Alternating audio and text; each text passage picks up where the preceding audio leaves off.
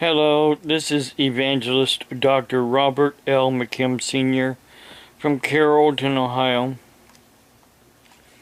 I want to play some more of this video here of Jonathan Cahn with Jim Bakker from a few years ago, talking about the truth of the birth of Jesus Christ, because we're coming into that time of, the year when we celebrate the birth of Jesus Christ on December 25th. But in reality, he wasn't born in December, wasn't born in the winter, he was born in the spring, the time when lambings. Okay, I want to show you something. Hang on, if I can find it. If I can find that.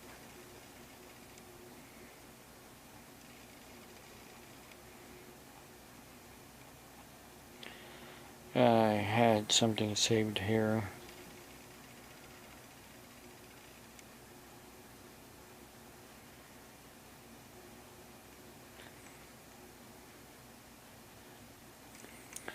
You can Google, you can go, not to Google, whatever search engine you use, and look up when lambs are born, or the birth of lambs.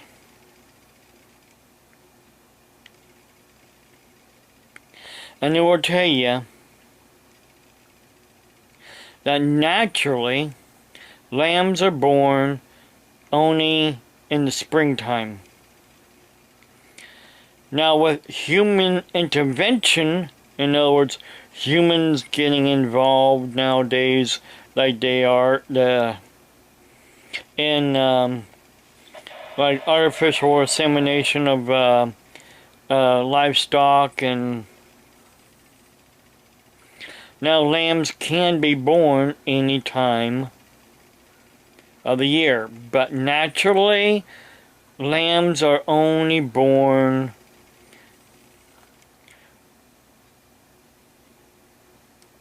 in the springtime, because of the fact that is when,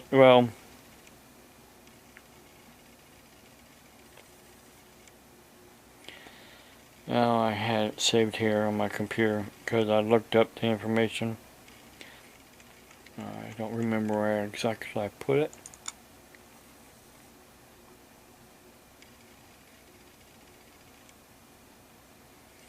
I know how to find it. Hang on a second. I'm looking for that information.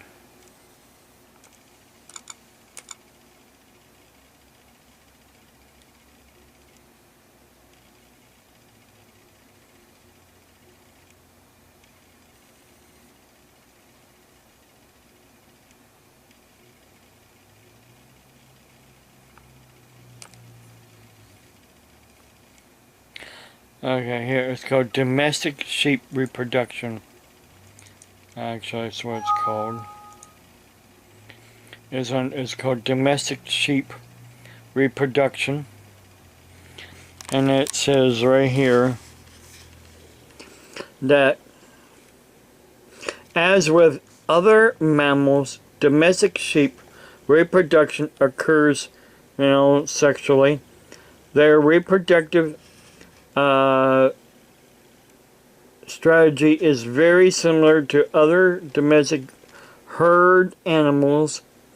A flock of sheep is generally mated by a single ram, which has either been chosen by a farmer or has been established dominance through physical contest with other rams.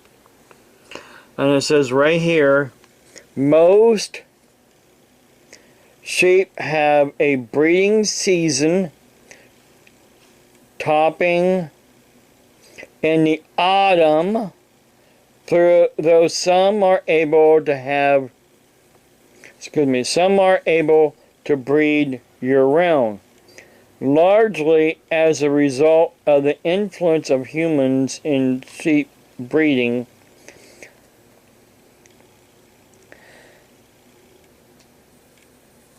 Ewes, or EWES, ewes, often produce multiple lambs. This increases the lamb births, both in number and birth weight, may cause problems in in delivery and lamb survival, requiring intervention of shepherds.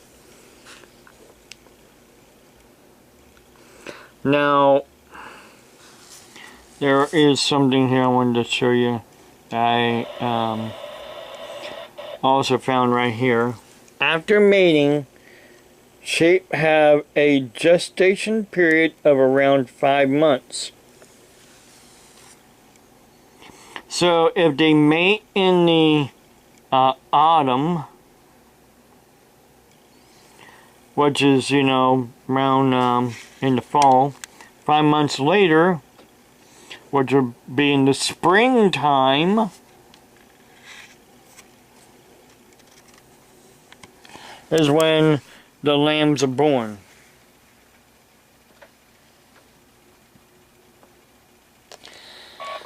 But again,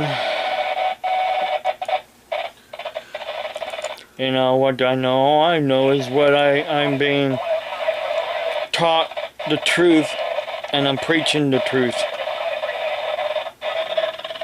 If you want to believe whatever you want to believe in, well, here's some more truth right here. Messiah, so the Passover lamb dies on Passover. Messiah is the Passover lamb. He dies on Passover, but it's also born at the time of Passover. That's Nisan, spring. So Messiah, the Passover lamb is born at the same time when it dies. So that's the next clue. And so the next thing is the holy day. Next clue is the holy days of Israel. And here, what does that have to do with this mystery?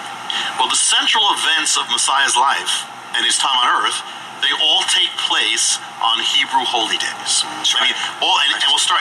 One people don't even realize Palm Sunday. The first thing is he's going to his passion, getting on that dock, going there. That's a Hebrew holiday. People don't realize the first Hebrew holiday ever given to Israel was Palm Sunday, and where it is, it doesn't say Palm Sunday. It's in Exodus 12 when it says, "Take a lamb on the 10th day of the month. You'll take the lamb. You'll keep it for 4 days. You'll take the lamb to your house." That's called the 10th of Nisan. The first command given to Israel to continually keep, the 10th of Nisan, is the day of the lamb. The day that they take the lamb to their house, keep it there until the time of the sacrifice. So what happens? The 10th of Nisan, count back from the Last Supper as Passover, the 14th, 15th of Nisan, go back, you are at Palm Sunday.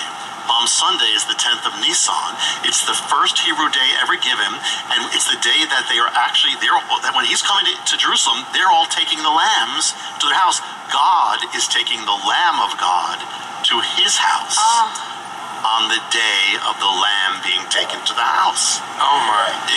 It's all there. Really and the first thing in this, the first command ever given to Israel to go was, think about this, was take the lamb. In Hebrew, you can translate it, accept the lamb, receive the lamb. The first command he gives to the Jewish people is accept the lamb.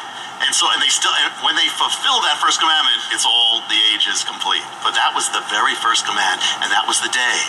And it also can be even translated, seize the lamb. He comes into Jerusalem, he's going to be seized. But so all the lambs, he's watching them come in, and he is coming as the Lamb of God. God is moving him, getting ready for the sacrifice on the same day. I mean, God is so perfect, so perfect. So everything, that's just one. I didn't even mean to share on that. That's one. Beautiful. And the thing is that, and then when does he die? He dies on the other Hebrew holy day, which is Passover, the Lamb. When does he rise? He rises on the other Hebrew holy day. We can do a whole thing on this.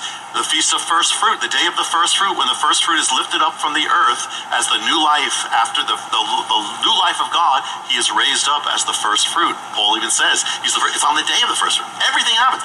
Then you think, what's the next great event of the church? It's Pentecost. Pentecost is a Jewish holiday. People don't realize that. Pentecost Pentecost is Shavuot in Hebrew.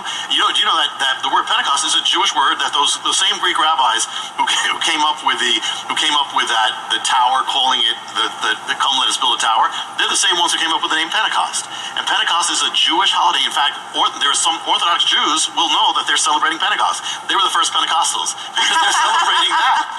Moses was the Pentecostal. He told them to celebrate this, and in Greek it's Pentecost 50 days. In Hebrew it's Feast of Weeks, same thing. So everything happens on a Hebrew holiday of his life. His death, his resurrection, so of course his birth. God is very accurate and absolute. It's going to happen on a significant holy day of Israel. So the question is, which one? It begins in the springtime. The first feast is Passover. The age begins with Passover, Messiah on the cross. And it ends with tabernacles, when God will come down and tabernacle. And so we can do a whole thing on this, but the whole age is that. So when would he be born prophetically? It's not going to be in the autumn. That's the second coming. Got to be in the spring again. It all points back to the spring.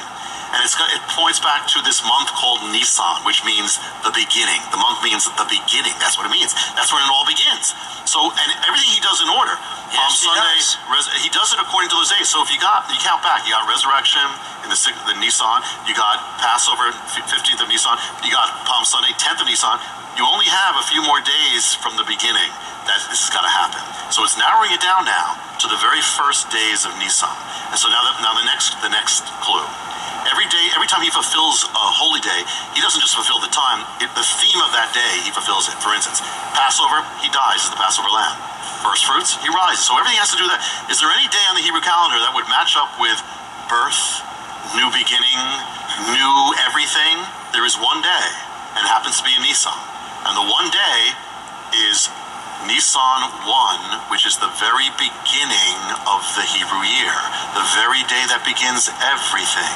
And this is the day that it's the real New Year, though most Jewish people think Rosh Hashanah. Yeah, Rosh Hashanah. It's not. The real New Year of God is Nisan 1. Now the thing about Nisan 1 is you don't have to be in Jerusalem. There's no command to be in Jerusalem, yet it's a holy day, so Joseph could be there at that time. And think about this. It's the day that begins the calendar. It changes the calendar. The old calendar is gone. The new calendar begins. What does Messiah's birth do when he comes to this world? He changes the calendar. The whole calendar is changed BC AD. And there's one day in the Hebrew calendar that matches that, and that's Nisan 1. It's the calendar changer. But now we're going to even go deeper. We're going to go to the moon now. Okay, we go for the moon. Okay, well, I'm not going to go to the moon right now. I just wanted to touch base a little bit more on this video here. Like I said, there's over 30 minutes of this video, and I've only touched base on basically a little less than 10 minutes. I wanted to